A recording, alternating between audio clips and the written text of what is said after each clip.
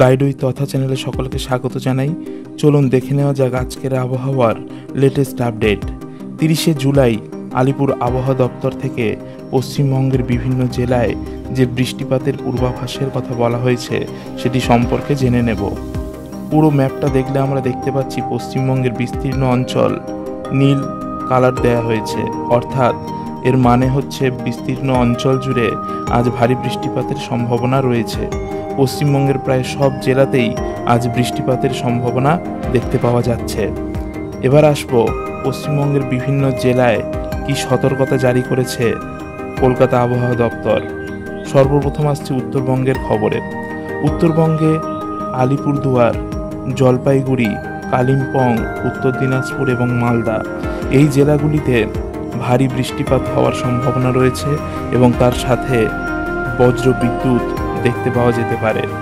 আবার দক্ষিণবঙ্গের জেলাগুলির দিকে দেখলে দেখা যাবে মুর্শিদাবাদ, বীরভূম, এদিকে রয়েছে নদিয়া, পূর্ব বর্ধমান, হুগলি, বাঁকুড়া এই অঞ্চলগুলিতেও বজ্রপাত সহ বৃষ্টির সম্ভাবনা রয়েছে।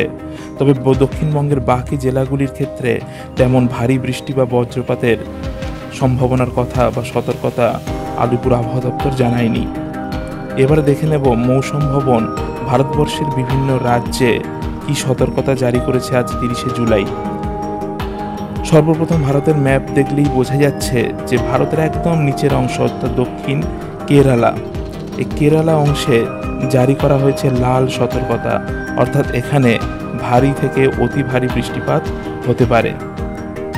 এছাড়া তার ওপরের অংশ এবং বাঁদিকে গুজরাট, উত্তরে রয়েছে উত্তরাখণ্ড এবং উত্তর পূর্ব ভারতের কিছু অঞ্চল, সেখানে কমলা সতর্কতা জারি করা হয়েছে, অর্থাৎ এখানে ভারী বৃষ্টিপাত আজ দেখতে পাওয়া যেতে পারে। এছাড়া ভারতবর্ষের বিস্তীর্ণ অঞ্চল জুড়ে রয়েছে হলুদ কালার, অর্থাৎ সেখানে হলুদ সতর্কতা জারি করা হয়েছে। কিছু কিছু অঞ্চলে বজ্র বিদ্যুৎ সহ বৃষ্টিপাতের সম্ভাবনা, আবার কিছু কিছু অঞ্চলে ভারী থেকে অতি ভারী বৃষ্টির সতর্কতা দেওয়া হয়েছে মৌসুম ভবনের তরফ থেকে। এবার পশ্চিমবঙ্গের দিকে তাকালে দেখা যাবে পশ্চিমবঙ্গের ওপরেও পুরো অংশটা হলুদ কালার, অর্থাৎ হলুদ সতর্কতা রয়েছে, ভারী বৃষ্টির পূর্বাভাস রয়েছে এবং সেখানে কালো মেঘের উপস্থিতি, তার সাথে বজ্র বিদ্যুৎ সহ বৃষ্টিপাতের সম্ভাবনার কথা জানানো হয়েছে।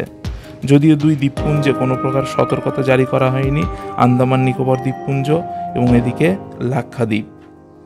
তাহলে এই ছিল আবহাওয়ার খবর। আরও আবহাওয়ার খবর পাওয়ার জন্য চ্যানেলটিকে অবশ্যই সাবস্ক্রাইব করে রাখবেন।